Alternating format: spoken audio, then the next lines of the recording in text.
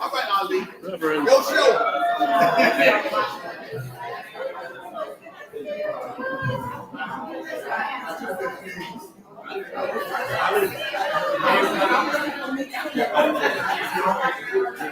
The mayor, not yet.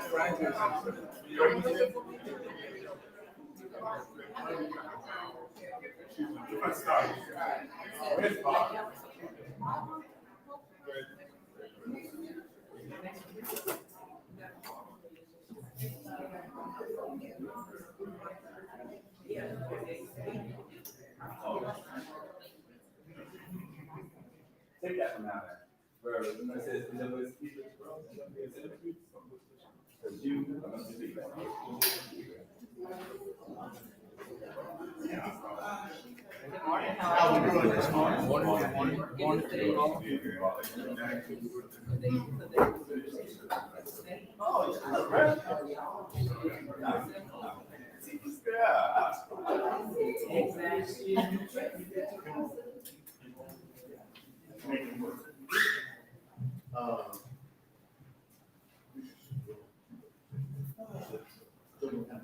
Good morning, everyone. Good morning.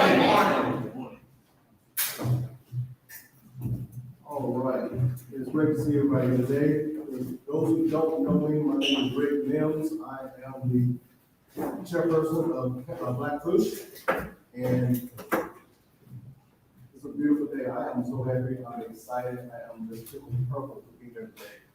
The anticipation of how the day is going to unfold. This is a certain morning, it's rain. We could have decided to go be any place else other than here. But we all know this is a very important subject to talk about, gun violence. So I want to thank everyone for coming today. On behalf of Black Push, First Iconic Church, Change the Face of Justice, Concerned Black Clergymen, NAACP, and Hope Hustlers, I want to thank everyone for coming today, for being here today. My prayer is that before this day is over with, that we have a clear and better understanding where we need to work together on gun violence. But before we go any further, I want to ask Ali, and Ali, I'm not going to try to pronounce your last name, okay, to embarrass myself, and come up and pray over this day. And once Ali finishes, I want to ask our president, Sean Smith, if you don't know him, you need to get to know him to come up and show first to the next. Thank you. Thank you, God, for bringing us together today. And this age-room dialogue is rare. Help us to be respectful even when our passions run dry. And God, steer us away from arguing, talking past each other, and then to chatting, and toward action that is better informed by others. Amen. Amen.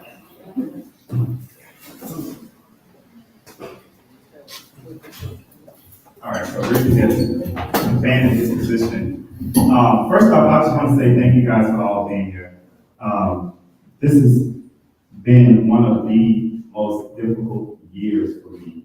For the last 3 or 4 months, I've had the misfortune of traveling the country due to different gun violence issues. We've been to Uvalde, we've been to Highland, we've been to Buffalo, where else have we been? So many different places. I was in Wisconsin recently over the last 2 weeks, and to hear the stories of people who've been impacted by gun violence, to see their faces, to hear the realities that they have to live with after the fact is one of the most detrimental things for me. Then I partnered with, found some friends at Moms and Men Action, and they have not been able to get rid of me. So all my Moms and Men Action friends, I see everybody right here.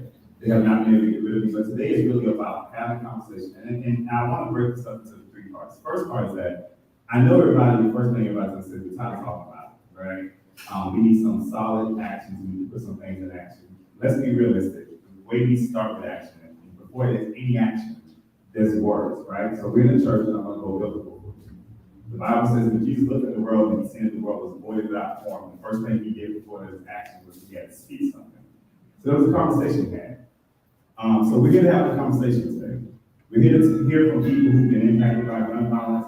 We're here to talk to people who have lost family members, whether they were family members, whether they were children, whether they were people who were in law enforcement who we lost, and also to have a real dialogue about what it means to lose a family member, but also what it means to be law enforcement in this day and age with dealing with gun violence. Because at the end of the day, law enforcement does have a job to do, right? And we want to make sure that law enforcement is home, so we want to make sure our children are home. And with that being said, I'll be remiss to not mention that we just had a tragic incident here in the state of Georgia recently.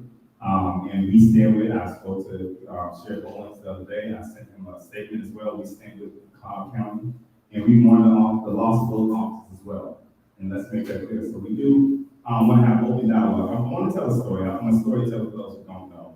I have someone sitting here, she'll get a chance to speak at some point. About 15 years ago, 13 years ago, Ashley and her son, I ran a nonprofit down in Fort Lauderdale, where we taught kids how to play violin, we taught them arts. And her son and his best friend at the time came to me, and their mother introduced me to them, and they wanted to volunteer.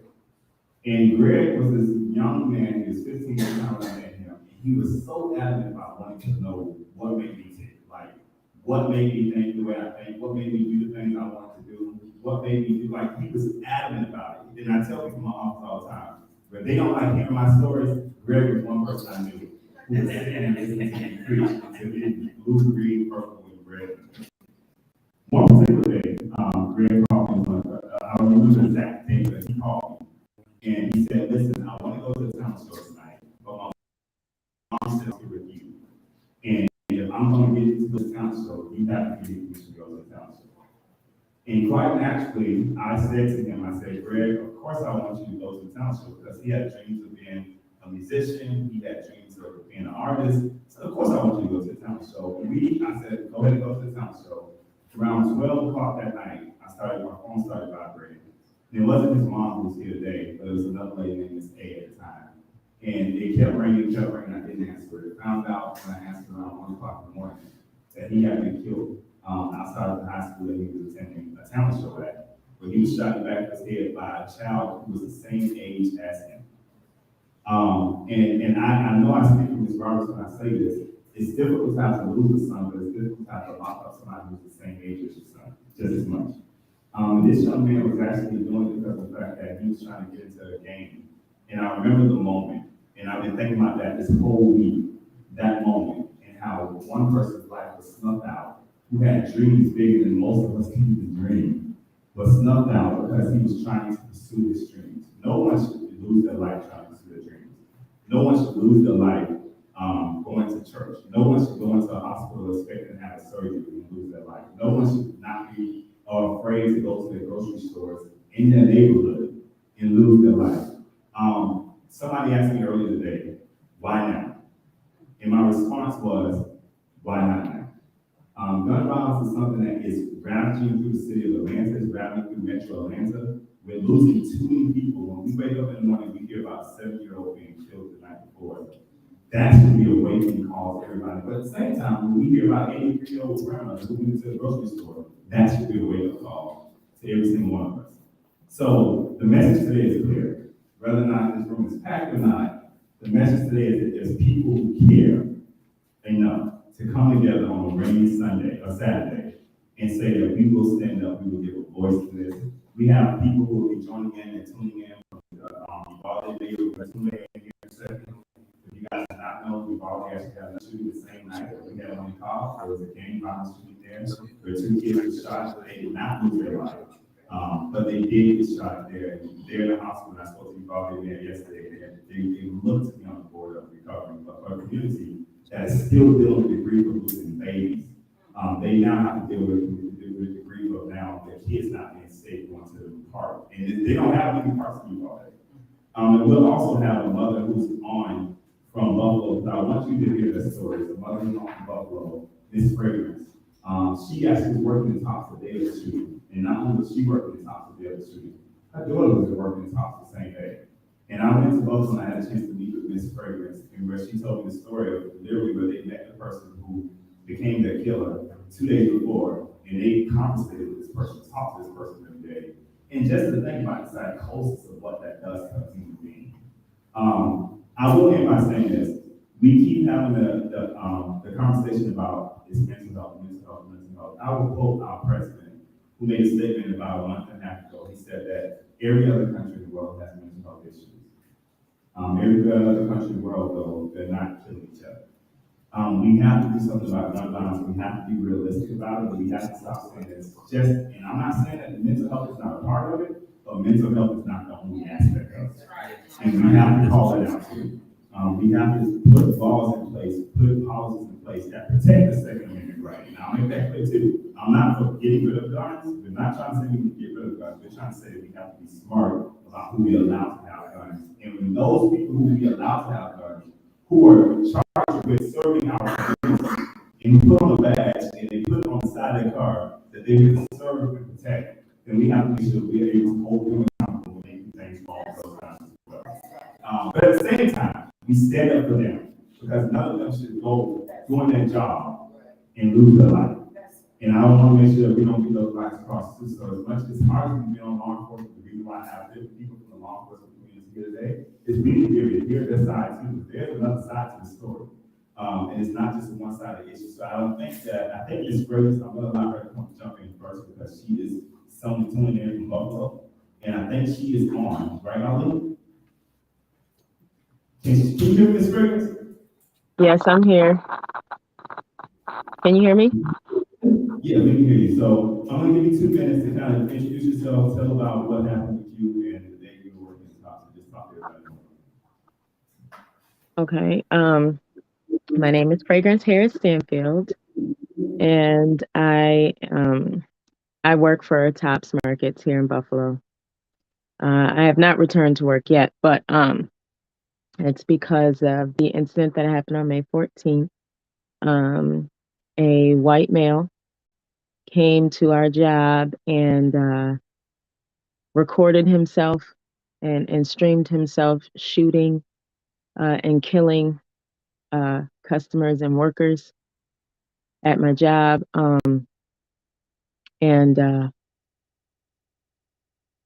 don't really know where to stay. I don't go over this story much anymore. His goal was just to kill Black people. He stated that repeatedly. As Sean said earlier, he did come to our job a number of times before this incident. Of course, we didn't think anything of it. We didn't think he was strange or, just another person coming to the store. And he came back to kill us. I ran. I had my daughter next to me at the beginning of the whole thing. I grabbed for her to run with me. I didn't find out she wasn't running until I got to the back of the store. It took a lot of obstacles for me to get to the back of the store. I won't go through all of that, but needless to say, of course, I was devastated. I was screaming. I had to be calmed down just to not run back out on the floor at that time. My daughter was still on the floor. She was on the floor the whole time. She heard everything that happened, and it's a miracle that he didn't see her. He walked past her twice. He stood basically next to her without knowing she was right there, killing other people. I did come back in the store before everything was over to look for her, but I was stopped by a number of people, and then finally the police had come and escorted us out of the building. But I did, after getting out of the store, being coerced out of the store by my coworkers to safety. I just couldn't stay out of the store knowing my daughter was in there. So I literally went back into the store to look for her while the shooting was still going on. That's not my only experience with gun violence. That particular day, I always mention how we live in communities where we hear gunshots. Sadly, on a regular basis, regular enough that we're desensitized. And the day of that shooting, we did not immediately run. We were inside the store. The shooting started outside in the front parking lot. We weren't sure that we were being shot at that time, so we did not run. It's very possible that if we weren't so desensitized, more people could have made it out. But because as Black people living in our communities, we are desensitized to gunshots, we paused and waited to see if it was something that we needed to be concerned with. And that's a very sad but relevant point.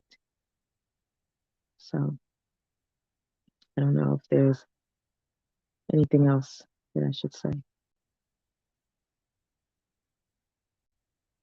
Yeah. Are we back? Hmm? With that being said, what I'm going to do while we're fixing that issue, I know you've all made a sign on, we're going to fix this issue first. I'm going to allow people who are actually sitting up to take start with Ms. Buchanan to kind of introduce themselves and what they do, and then we'll hopefully have this fixed for You may need it. I can yell if necessary. Good morning. Good morning. Good morning. Good morning. It is a real pleasure to be here with you this morning. Thank you, Pastor, for having us here. My name is Ryan Buchanan. I'm the United States Attorney for the Northern District of Georgia, which, as my mom says, what does that mean? It means that I'm in charge of federal law enforcement for the top 46 counties of Georgia. So, I work every day with about people safe. And so understanding how to keep people safe means that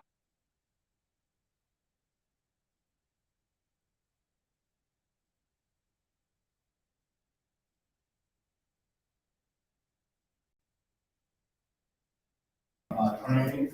I love prosecuting cases that come across my desk. But my primary job is public safety. And I want to make certain that I understand the best ways of keeping the citizens of this country safe. Gun violence is rampant. It's a problem every way you slice it. And so it's imperative among all of us to figure out a way to make it stop. I'm all ears. I believe there are some solutions in this room. I can't wait to hear them. I look forward to meeting you all and discussing this very important issue. Thanks for having me. Good morning. My name is Patsy Austin Gaston. I am the district attorney in Gwinnett County, Georgia. And this is something that we all deal with. First of all, thank you all for having this forum. I think it's very important that the community become involved with what is happening. And everyone sees it every night. You watch the news. Some people have stopped watching the news because there's so much violence contained in that. And we deal with it in Gwinnett County also because when you see that the murders, homicides that have happened, the majority of those are through gun violence. And it's young. And that's something to our community. Our future is dying. And if we don't get grab our hands and our minds and our hearts and everything around this issue, this is us. This is us. Where are we going? I have 4 grandbabies. 2 of them are 4 and 2 of them are 1. So I have 3 kids. So they kind of split that up. And they did it like that. But I'm very concerned, where is our future going to be? We don't wrap our heads around what's happening, get to our young people. And why is it that there are more guns in the United States than there are people? We don't need this type of violence. We don't need it. And I've heard other agencies and organizations saying, lay down the guns, put down the guns. And my question is, there has to be a simple answer. And I guess we could start there. People just put down the guns. I was talking with my staff recently, and there used to be a time when we were kids when people would have fist fights. You know, girls would want to take off the earrings, put on Vaseline, they'd be a fight. Okay? Everybody survived that fight. Sometimes they became best friends after that fight. We all have memories of it. It's no longer that. It's no longer that. Kids don't have fist fights. They kill each other. So I am praying that we do hear some answers and remedies today because this is critical. You explained that somebody that might have taken the room and also put it back.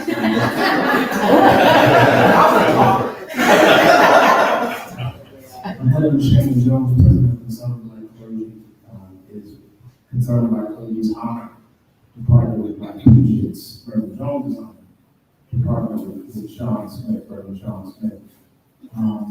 In this initiative, this is a struggle. This is just another room of a struggle.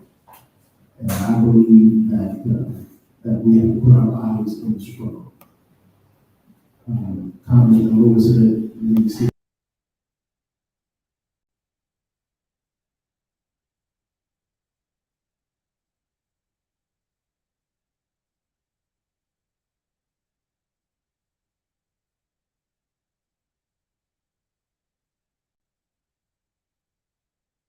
the violence that was pulled away. But there is a Pontius Pilate that's right down the street under the old garden.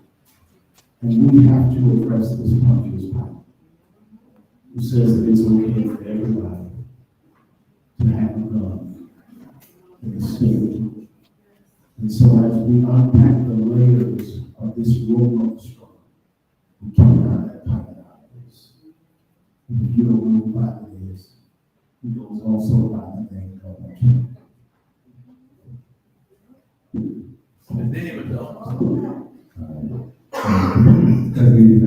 I was going to remind everybody because we do have some people who are nonpartisan who sit at this table. We have to try to keep it as close to nonpartisan as we possibly can. Reverend McDonald.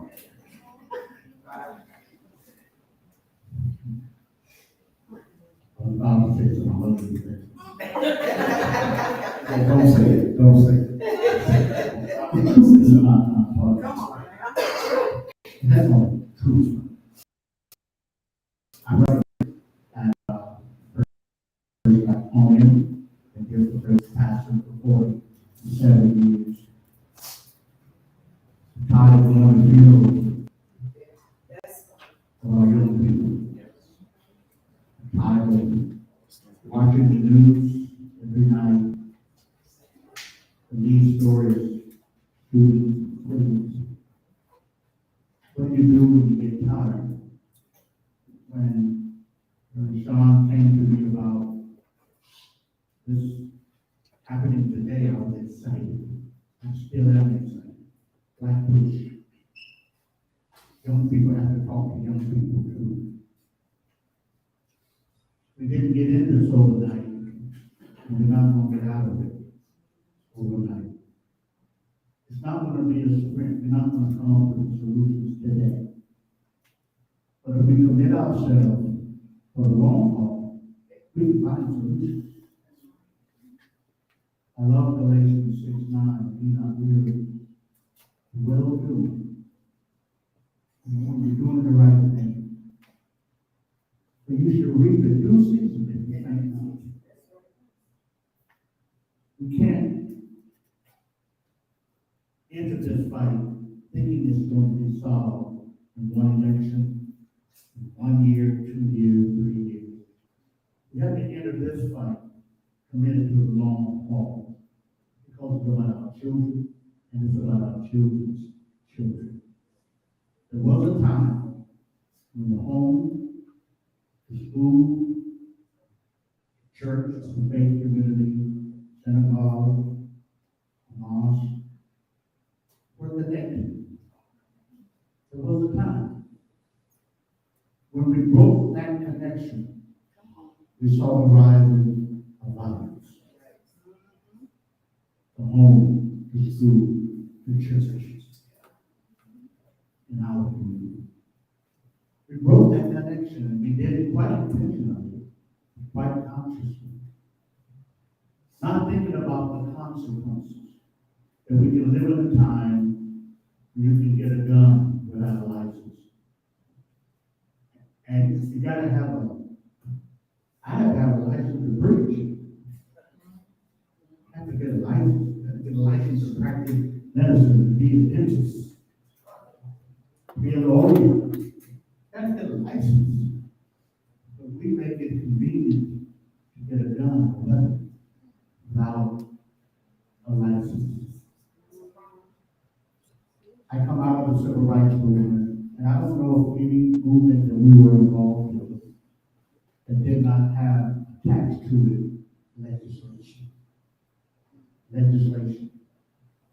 Which means we have to talk to the politicians, the elected officials. There must be those conversations. The parents, the teachers, the law enforcement. Dr. King talked about the beloved community and that tent. Nobody should be excluded from that tent. That's why we're here today. And this tent, and I think like Bush is open to all who are willing to sit down and talk. All progress begins with conversation. All progress begins with conversation. And that's why we're here today. We're going to come up with some ideas, plans, some visions. We're not going to realize those today, next week, next month. My plea to us is, let's get into this for the long haul. Not for ourselves, but for our children and our children's children. And I believe that if we don't get weary and faint not, we shall reap in due season. We can stop this violence. We have not always been this violent. Even in this country, we've not always been this violent. We have this violent. And we'll be best friends next week. Somewhere, because of the disconnect, now it's up to us to reconnect. And I believe once we start at reconnect, we start seeing results.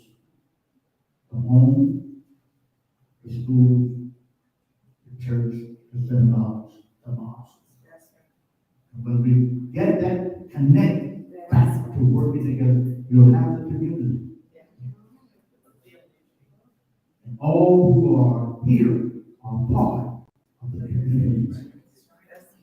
The beloved community, the kingdom of God. A household that makes us all family. So I want to thank Black Push for bringing us together, for beginning this conversation. By the way, he'll be preaching here at First Iconium tomorrow. Any pastor that does not promote his church ain't much of a pastor. Reverend Sean will be preaching tomorrow at 10 o'clock. Facebook and YouTube. You gotta stop because I'm tired of all these videos. I am just tired of the death of young people that don't have to be. So thank you for being here. Good morning, everybody. It's on. Okay, good. I'm Courtney Spriggs. I'm the chapter leader for Moms Demand Action Georgia. We're the nation's largest grassroots gun violence prevention movement with over 8 million volunteers across the nation. We have 10 local groups here in Georgia. We have about 3,000 volunteers, about 600 leaders. And we are in communities. I'm honored to be part of the beloved community, Reverend. And we do things on every level to prevent gun violence. I have 2 survivors here with me today who've lost their children to gun violence, Giovanni McDowell and Charmaine Brown. And we try to center their voices in our movement because we know that this is a holistic approach we need to take. It's not just legislation, it's not just elections, it is mental health, it is community violence intervention programs, it is community partnerships with groups like Black Push, who is an amazing community partner, doing a fantastic job. We are honored to work with you. But we look at all these different approaches and center the voices of those most affected by gun violence in marginalized communities. That's what we're doing, and empowering the people who have been affected to share their voice, share their story, and make the change. We are a nonpartisan group. We have a Gun Sense candidate program, and I'm here to say all the elected officials running for office who have applied and been approved to be Gun Sense candidates, which means that they will focus on making safe gun legislation to make our community safer, have been Democrats. But that's just who is registered for the program. So that it's offered to every candidate because we know that putting people in office who are committed to making a change and protecting our communities where it results in gun violence is the most important thing that we do as a group. Again, I'm honored to be here and answer questions and talk about evidence-backed solutions and some of the things that we focus on as a group with our volunteers. Thank you all so much. Hello, everyone. My name is Larry Dungy, and I'm co-CEO of Hope Busters. Hope Busters is a violence intervention program that treats violence as a public health issue, not a political or public safety issue, but a public health issue. We treat it like a pandemic. The Cure Violence model, which is recognized by the White House, is an evidence-based program recognized by the White House through our network of violence interrupters and outreach workers to provide resources to the community in efforts to try to prevent violence from the beginning. We address the home first. A participant we deal with the highest risk, for instance. That's the top 15% of those in our communities that are about to, willing, or capable of committing violence. And with that, we treat it like a pandemic. We interrupt the transmission, prevent the spread, and change group social norms. What we do, in addition to that, is this great thank you, Dr. Sean, for having me, is that it's very important for us, we're community-based. And it's through our relationships, which aren't always law-abiding citizens, but we have their ear. And the difference is we build that rapport with them so we can get them mental health services. We can provide court advocacy for them. And it's just a voice. Eventually, we're not nonpartisan, but we also have a voting so this is the case. But those people that we're reaching to vote, or those that are disconnected and not voting, those are the people who need the vote. You know, the politicians can bring a hood to you. All right, so thanks for having me. I look forward to it today. Good morning, everyone. Before I get started, there's a silver Clinton County PAC CDP lights are on. Now, I'm James Henderson. I'm Vice President of Black Push and also a parent of a child who was killed by gun violence. And I tell you, it has been 11 years, but every July, it starts all over again. It is when I got called, it was very crushing to me as a person, to me as a man. And I even still hear the sound of my voice when I got the call and I heard the news scream out. I can still hear it. And it is, before that, I had heard many times, of children getting killed and parents losing their children, but never understood it. We really don't understand it until it touches home.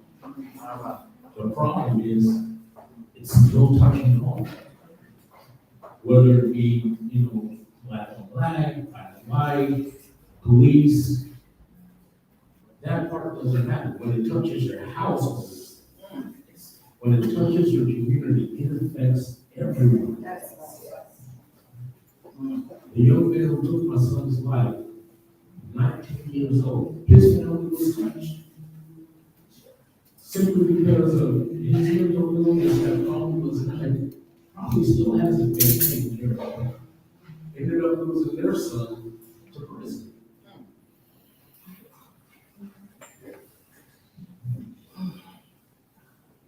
These things, when these situations arise, they should sound the alarm, not only in our heads, but there should be some action that takes place. We talk about it and have been for a year. There was a long past where, assault weapons were banned at one time. And it was fine. And you saw the numbers go down. And now they're rising again.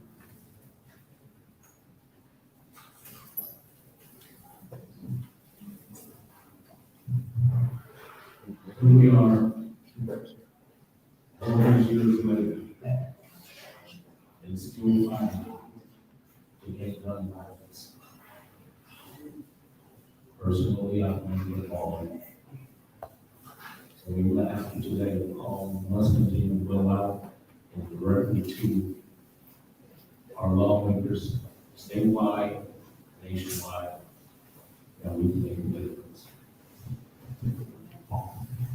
Real quick before we continue, I'm going to bring in Uvalde Mayor, but I do want to give a shout out to a few organizations that are not sitting at the table, a few people who are not sitting at the table. On the point, starting here, we have Fallon Kirsch, who represents the ACLU today, so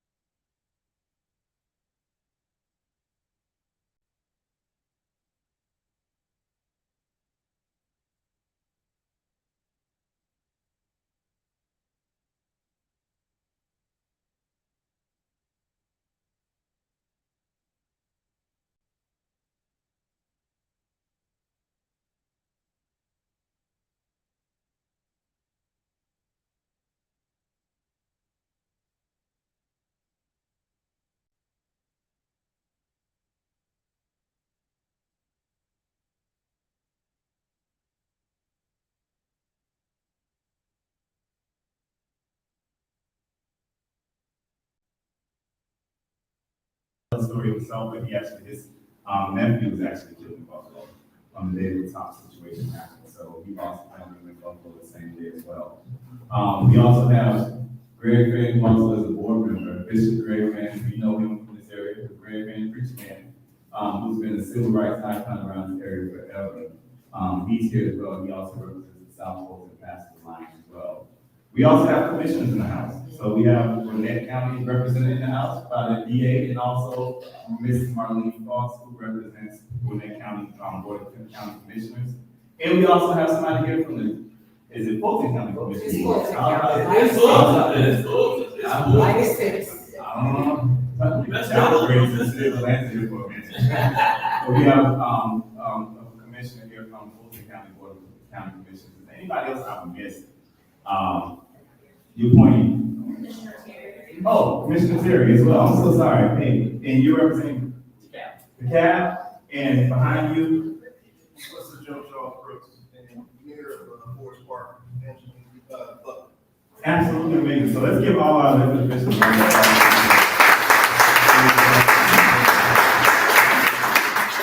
Before we open the floor, I do, because he is traveling, and I know they have a lot going on in Uvalde right now. We have Mayor Don. So one of the things that we have talked about is that we talk about this being nonpartisan, right? I will say this, me and Mayor Don probably looks at the world in two different lenses of view.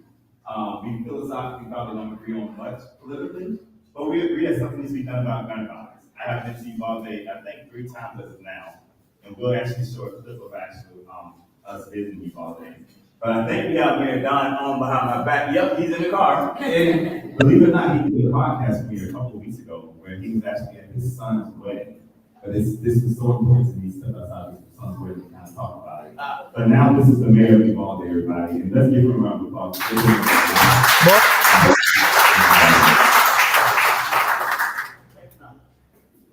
Mr. Don, Mayor Don, it's up to you. Hey, Sean, how are y'all doing? Thank you for having me on this morning. Y'all doing okay? Yes. Good. Well, as you know, as Sean probably told you, I mean, Uvalde on May the 24th, we had just an unspeakable tragedy take place in our community. 2 days ago, we had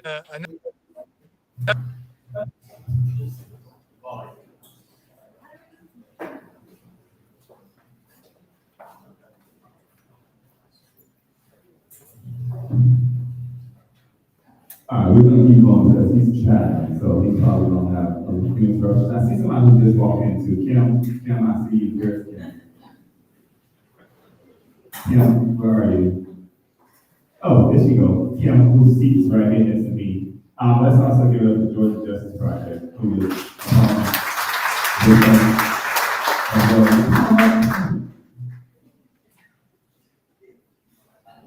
a real boss. This is my real boss. Changing the face of justice, I'm sorry. And we'll let her introduce herself real quick, and then we will go ahead and open the floor. You can't get away with it. We did too. Now see how you do.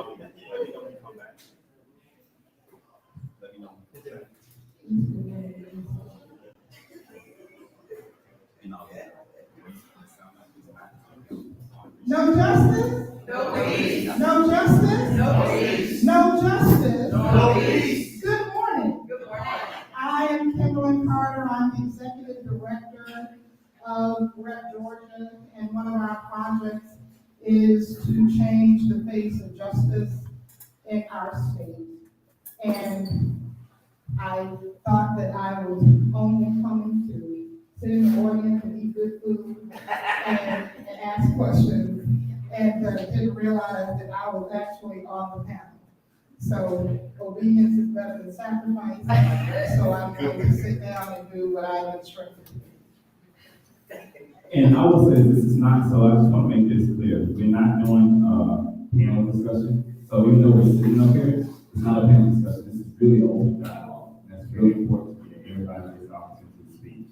So at this point, what we're going to do is I want to hear from some people in the room who have been impacted by gun violence. And it seems like we got to take over the whole front row. Everybody who sits on this front row has some way passionate more than I know of on this side of things. I can speak for them. And you also, because the other shirt on, have been impacted in some kind of way through gun violence. We have Jimmy Hill, who has his son up here right here. And again, I don't mind everybody, I want you to tell your story. Let's try to keep it as non-political as possible, because I don't want the politicization of the story to get mixed up and what we're trying to get to results on, right? We want results. So I want to remind everybody about that. Just tell your story. So I'm going to open it up and start with Mr. Hill, and then we'll have Ms. Roberts, and we'll just kind of roll our way through. Oh, and also too, we have some really good food jars. We have people who are really know service. We have lemonade, we have tea, we have chicken. So those who are caught up in the game, I got your game meal right behind you, okay? Don't worry about it. I got your chicken, your rice, your beans, everything. It's all right there. That's what I'm talking about. Good morning, everybody. Good morning. My condolences to all families, all nationalities, who are affected.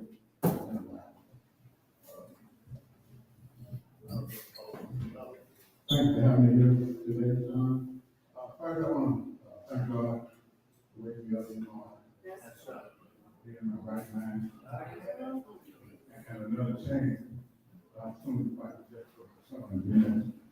I want to say rest in peace to my son and Jimmy Ashton, mother, sister Ashton, who we laid to rest on May 19th of this year. know, a broken heart in his life. But just for my son, and I also want to offer my condolences to the family of Andrew Smurder Jr., father who was fighting for his son, who was murdered by Judge State Patrol. He passed away 2 days ago. People don't understand what it does to the family. You know, whether it's police violence, whether it's street violence. Yeah. That one bullet, it kills many people. It destroys families. It has a hard family. Mental, physical, and emotional. I can't be signed there, you know, one of those guys can't be signed everywhere I go. You know, I'm a resident now, represent my son. It's my son, Curtis Jordan. He was murdered by 2 young black men in Southwest Atlanta at the age of 18 in 2012. When he was first murdered, I lost him. And I wanted to retaliate. And I wanted to retaliate in ways that you would never imagine, because I felt like something had been taken away from me. My pride and joy. I never will forget. His mother moved to North Carolina and came back. When she saw him in the casket, I never will forget that howl, that cry, that scream, that holler that I heard from my boy when she came there. It was like a wounded animal about to be destroyed.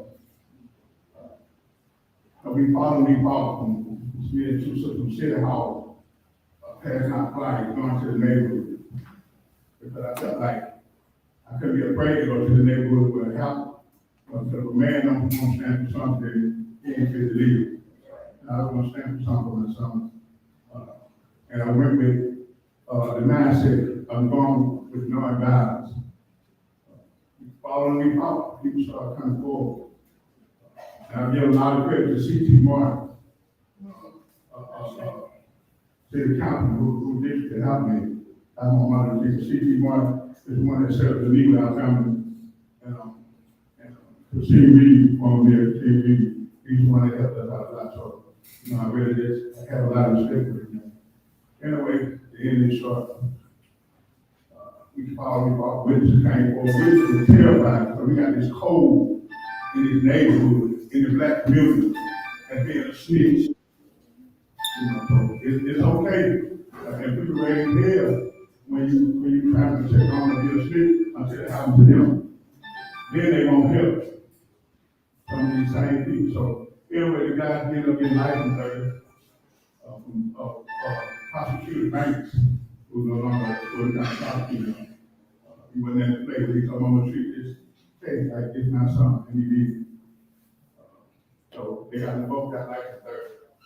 You know, God is good. So our family got to take, it wasn't really desperate, we got to take a little this. This is my son, did the action. He was murdered by someone came on January 27, 2019. My son did the action, going on in the community. He shot and killed by former Dallas police officer, Tom killed on the assumption of a vote on robbery one, in which the witness came forward and said that there was no one doing on robbery. And though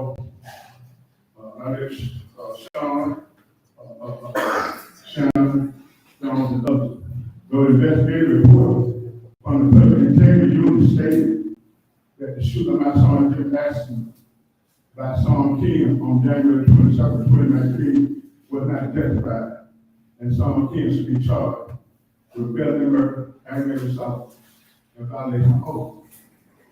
But because the COVID-19 came into play, all grand jury hearings were staged. But this case must be presented to a grand jury when grand jury hearings resumed. So at the same time, it was election time. There was a new DA time for the kind of district family. So I email every day, continue to fight every day. I stand on the corners, posts, in the rain, in the sun, You know, oh, it don't make no difference. You know, I want justice for my son, I want accountability for my son. So I had with it every day for the guy, if I had my son, Jimmy, if I had my son, if I had a son, can't be indicted for the murder of my son, Jimmy Hess. You know, there's something that keep it real. It's just something about police brutality. Should I say police killing a black man, said my son Jimmy Hess. It's just something we tend to stay away from. But police gun violence is also gun violence. And we got to stop ignoring it. And we got to start speaking out more about that. Because it's gun violence also. I don't agree with gun violence if I was killed. I had two sons who died. This has affected my family. His sister didn't want to come to another protest. He got a large amount of sister. It took almost 2 years to come to a protest. To a rally, peaceful rally. But sometimes I wonder why we don't have enough support. Why they're not so quiet when it comes to police combat? Come on, violence. Murder is murder, crime is crime, and violence is violence. Police gun violence is also violence. And I think we should stop just talking about it, come out behind these four walls, and start thinking about support these families, support my family. Look at the facts. You know, people are bad apples come from buying trees. And by trees come from law enforcement and being with structural racism. Racism is still being alive and maybe back in the day. I just want to thank you, say, you know, we have to get through more than this talk. And then like, Tom said, it's gonna take a while. But so much damage has been done by black leadership, some black power, black organizations, broken promises. You know, you ask for our votes, you ask for our support, but then when you get a certain position, you turn your back on lower income black people. So you gotta realize it's this trust. We got a trust issue. So how people come trust. And to the point, I come from the street. I've been a part of my life. And I was through the prison, but I know I had to get it together. I thank God for allowing me to get it together, to have mercy and grace, and to save me. But it wasn't me saving me, God saved me from the good. We have to cut down these barriers. It is no trust. I'm just saying the truth, ain't no trust. Ain't no trust to go in our black community. We gotta win back that trust.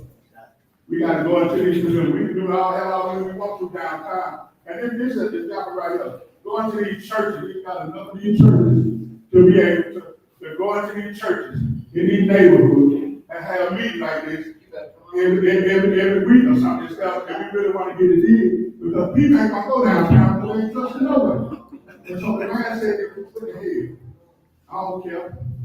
You know, people don't even want to vote. I don't care. They're going to do it. The man said, they ain't going to do no good. You know, so, you know, we just have to stand together on this issue. I'm not against police officers because I have several family members that are not police officers. So I just, wrong is wrong, no matter who says it or who does it. And that's just bottom line. So I just want to thank you for having me here and thank you for allowing me to say every word. I would have to say thank you for my son, Jimmy Hess. Amen.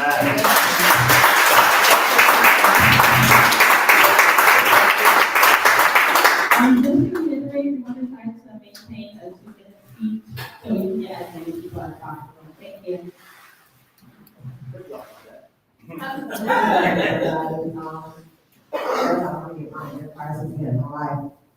Thank you to all the pastors and unit leaders and officers, everyone, thank you for coming out.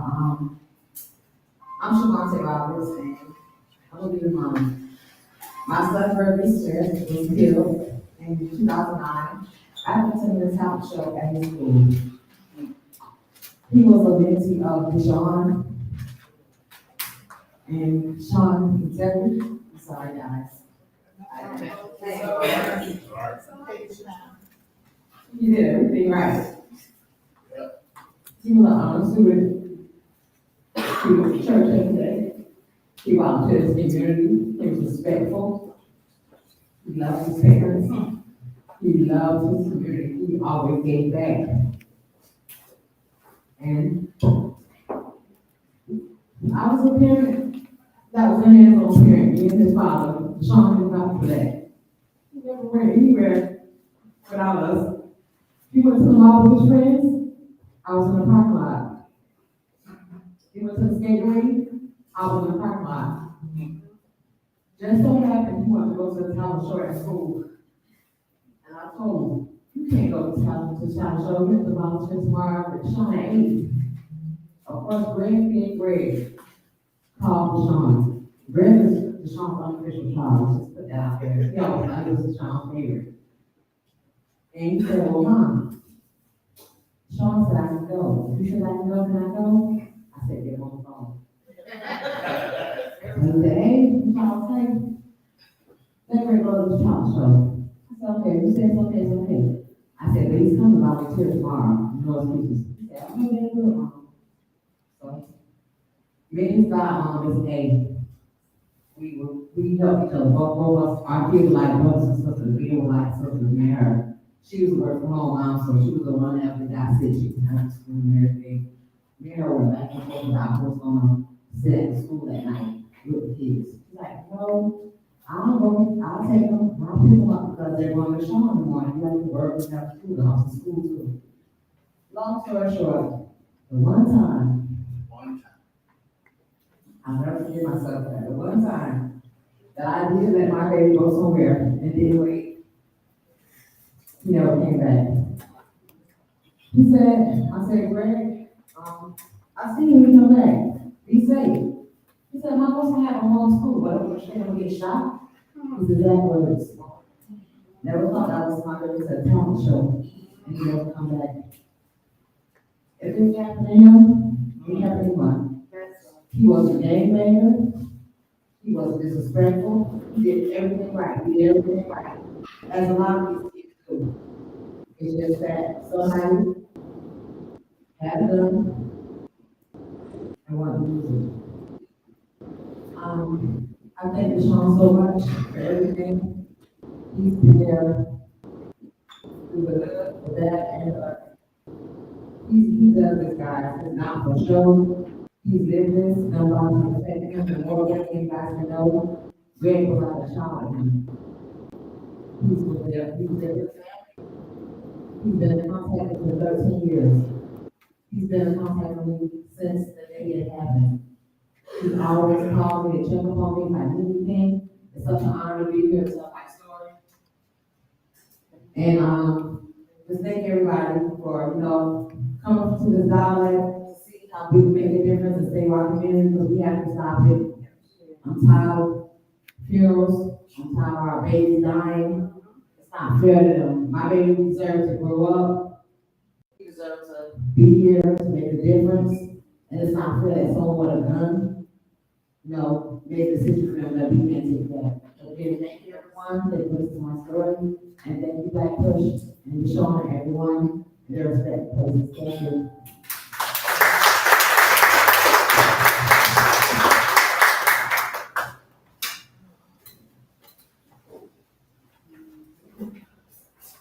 Hello, so my name is Shawna McDowell, and there are so many titles, so many crowns that we wear. I'm a mother, I'm a wife, I'm an aunt, I'm a sister, I'm a niece, I'm a granddaughter. But there's one title that I don't wear with a badge of honor, and that's a gun violence survivor. On April the 7th, 2016, my 14-year-old son, Juwan, was shot and killed by a 13-year-old who gained access to an unsecured firearm while he was visiting family on his spring break. My husband and I would allow our child to go visit family. We try to be safe. He's around people that he knows, people that he loves. And so he's visiting his uncle's house. His uncle has a gun in the drawer for the t-shirt. His 13-year-old cousin, and this is how close it is, his family. His 13-year-old cousin knew what a gun was, got the gun, was playing with it, thought that it was unloaded. He pointed at Juwan. Juwan said, put it down, put it away. He said, look, you're scared, it's not loaded. Pulling the trigger, striking my son in the heart. 17 minutes later, my son was gone. I was in Atlanta. had to drive to Savannah. That's a 4-hour drive. My husband had just gotten home from work. I was getting dinner ready when my phone rang. My oldest son said, "Mom, where are you?" I said, "I'm at home." He said, "Where's Dad?" I said, "He's upstairs getting undressed." He said, "I need y'all to get to Savannah as quickly as possible. Juwan had been shot."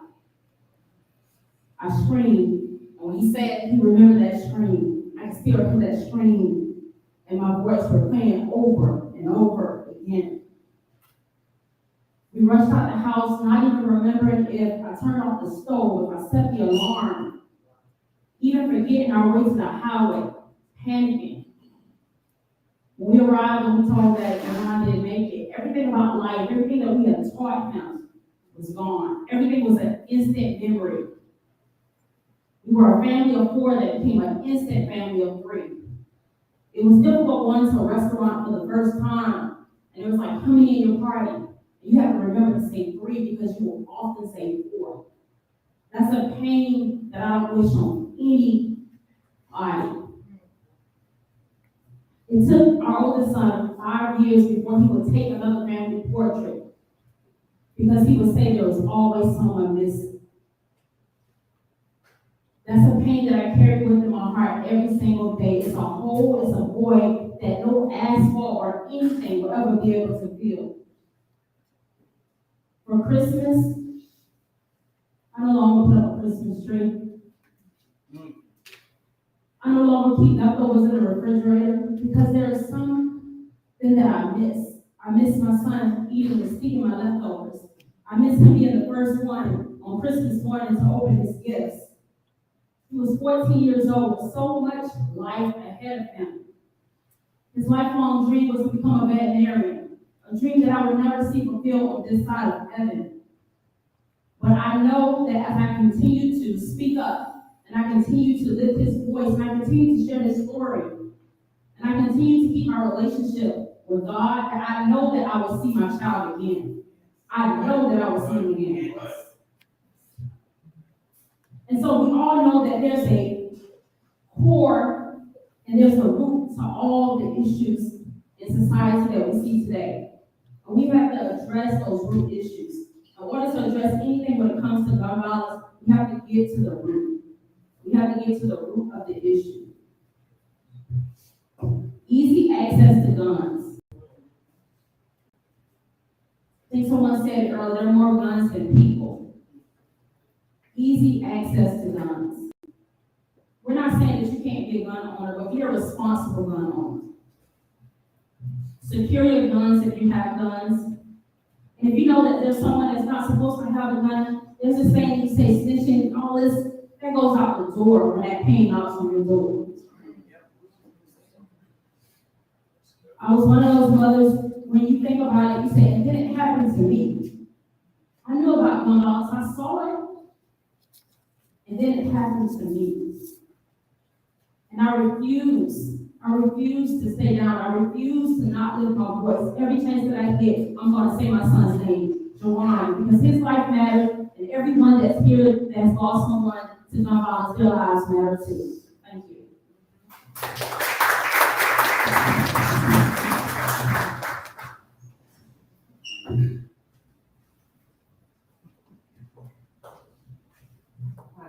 Good afternoon, and thank you, Black Push, for this platform today and bringing and addressing the issue of gun violence.